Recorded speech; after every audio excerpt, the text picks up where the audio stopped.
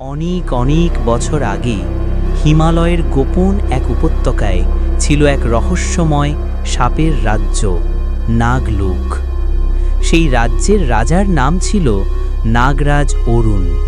তিনি ছিলেন সাহসী, জ্ঞানী আর সকল নাগের অভিভাবক।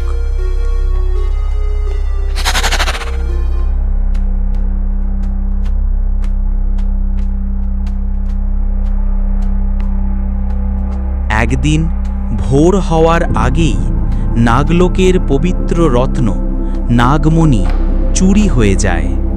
এই রত্নই নাগলোককে সুরক্ষা দিত।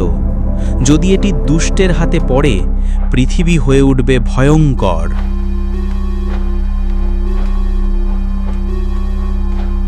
নাগরাজ ও নাগরানী একসাথে পথ চললেন। তাদের সাহস আর ভালোবাসা ছিল অদম্য। তারা যাচ্ছে আগুনে জ্বলন্ত পাহাড় পেরিয়ে।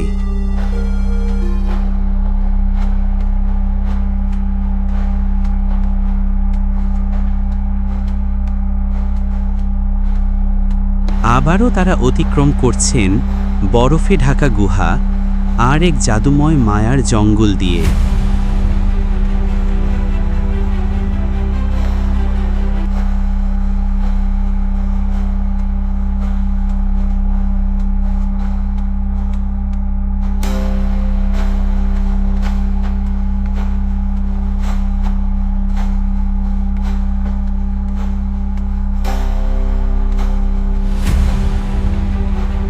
তারা খুঁজে পেলেন এক পুরনো বন্ধুকে, বৃদ্ধ কচ্ছপ রাজা, যিনি বললেন, ভয় নয়, বিশ্বাসে জিত আসে।